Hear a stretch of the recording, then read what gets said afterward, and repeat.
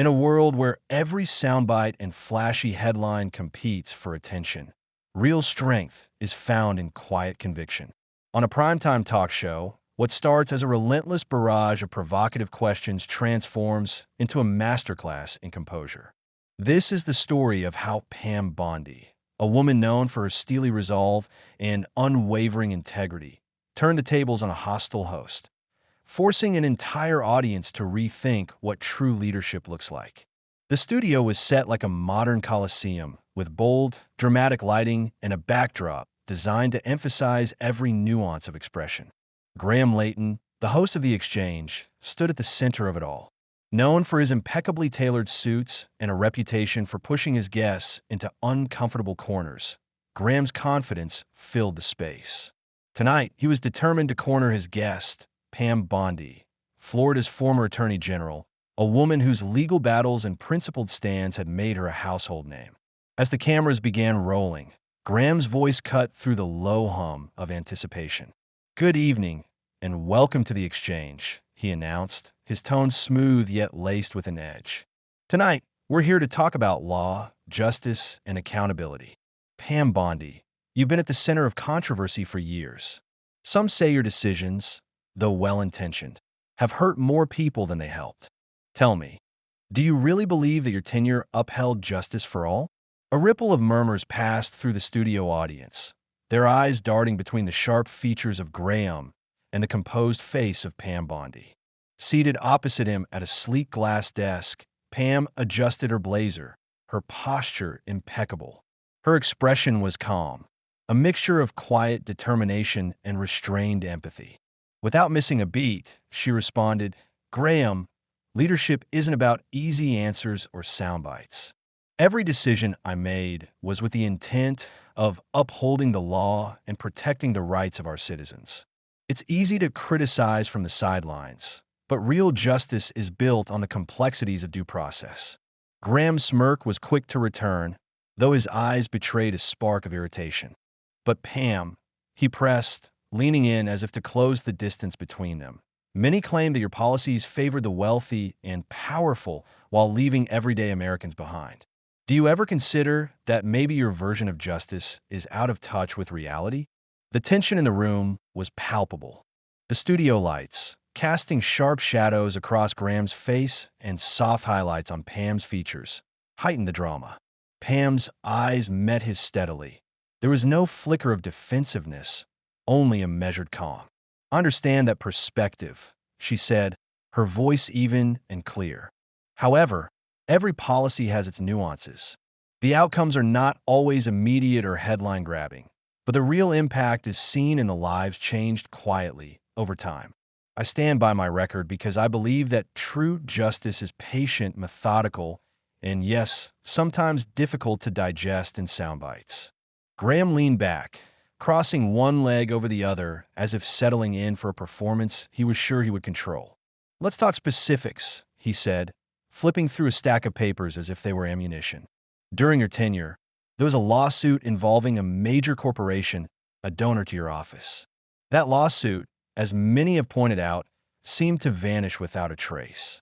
Can you explain that, Pam? Is it not true that investigations were quietly dropped?"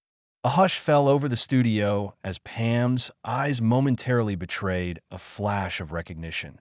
Then, with practiced precision, she composed herself. "Every case, every investigation, follows a rigorous legal process," she stated firmly. "The outcome of that lawsuit was determined by the facts presented, not by political pressure or media speculation. It's simplistic to assume that a complex legal process can be reduced to a vanishing act for the sake of a headline." Graham's gaze hardened, and for a moment his tone turned even more biting.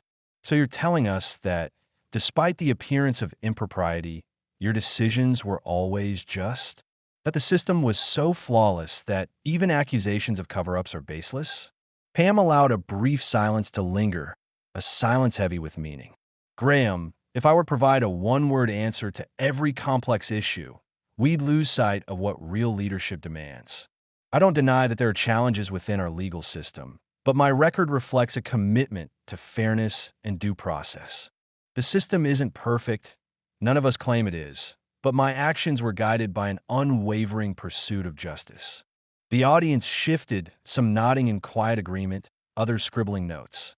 Sensing the rising discontent in Graham's approach, Pam continued, I believe that the most meaningful discussions are not about sensationalism, but about facts, accountability, and the relentless drive to improve our system.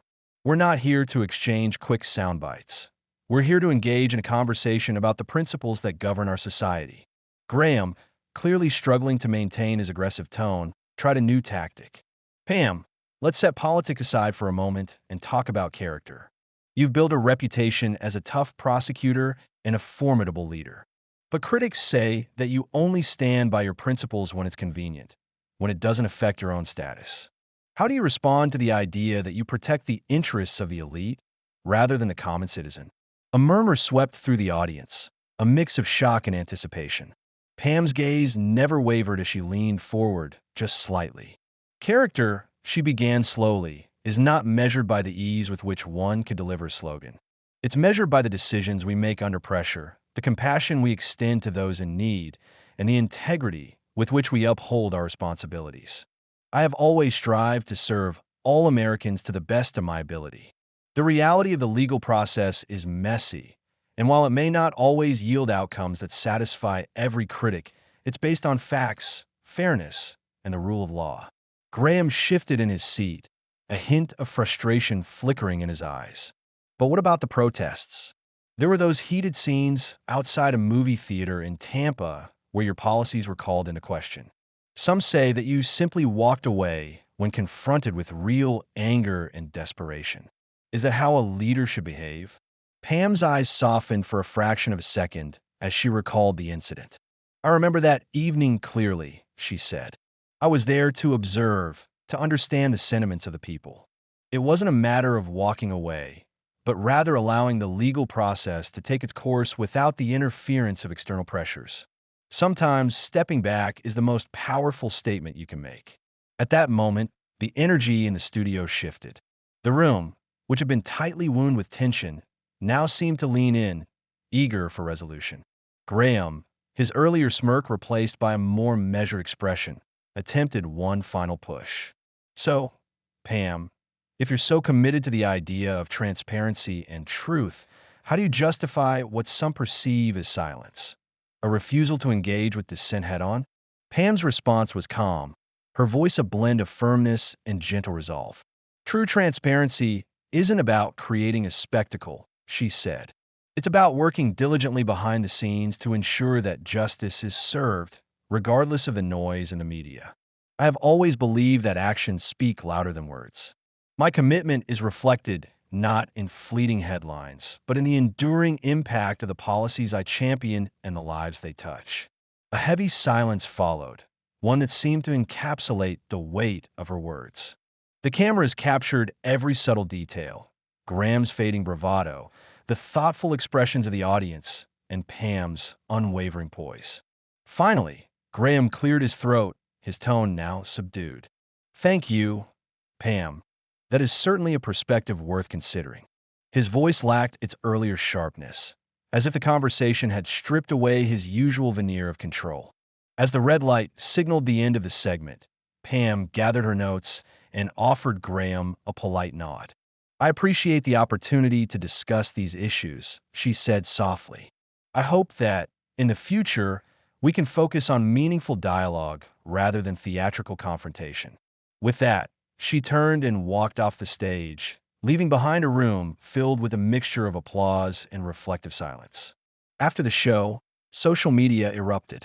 Clips of Pam Bondi's measured responses and her ability to flip the conversation spread like wildfire. Headlines blared, Pam Bondi's moment of truth, turning the tables on Graham Leighton, and pundits across networks debated the implications of the interview.